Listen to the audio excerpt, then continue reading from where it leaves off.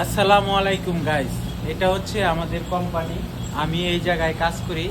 এটা হচ্ছে laundry company. আমি আগে দোকানে কাজ করতাম, এখন লন্ড্রিতে মানে কোম্পানিতে চলে আসছি। আর গরমের সময় এই জায়গায় প্রচুর গরম থাকে, কারণ এই যে মেশিনগুলো দেখতেছেন, এই মেশিনগুলোর মধ্যে মানে স্টিম আছে, গরম স্টিম। ঠিক আছে, এই মেশিনগুলোর গরমে এই জায়গাটা পুরা গরম হয়ে যায়। আর লন্ড্রিতে কাজ মানেই কষ্ট। দেখেন এই যে এইখানে কাজ করে আমরা আয়রন করে রাখছি। ঠিক আছে, এইগুলো মনে করেন যে এখন আয়রন করে রাখছি। আর রমজান মাসে একটু কাজের চাপ থাকে বেশি। ঠিক আছে, এখন তো ঠান্ডার সময়, এই জন্য হয়তো বা একটু ঠান্ডা।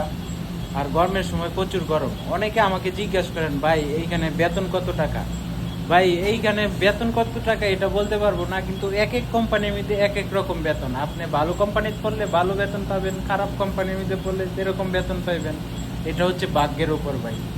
ঠিক আছে, তো এই যে দেখেন মেশিনগুলা, এই মেশিনগুলাতে আমরা কাজ করি, এই মেশিনগুলাতে আমরা আয়রন মারি। ঠিক আছে, এই যে মেশিনগুলা দেখতেছেন, এই যে মেশিনগুলাতে আমরা আয়রন মারি। ঠিক আছে, এই যে এইখানে আয়রন কইরা তারপরে মনে করেন যে এইখানে এই যে হ্যাঙ্গারে রাইখা দিছি। তো এই কাজ আর কি। এইখানে যারা আয়রন মানে আয়রন মারে, যারা আয়রন করে তাদের বেতন একটু বেশি। ঠিক আছে, তাদের পরিশ্রমটা একটু বেশি, একটু কষ্ট। ঠিক আছে, আর বিদেশে আসাই মানে কষ্ট। যারা বিদেশে কাজ করতে আসেন তাদের সবারই কষ্ট করতে হবে। কষ্ট না করলে ভাই টাকা পাওয়া যায় না। ঠিক আছে, বিদেশ মানেই কষ্ট।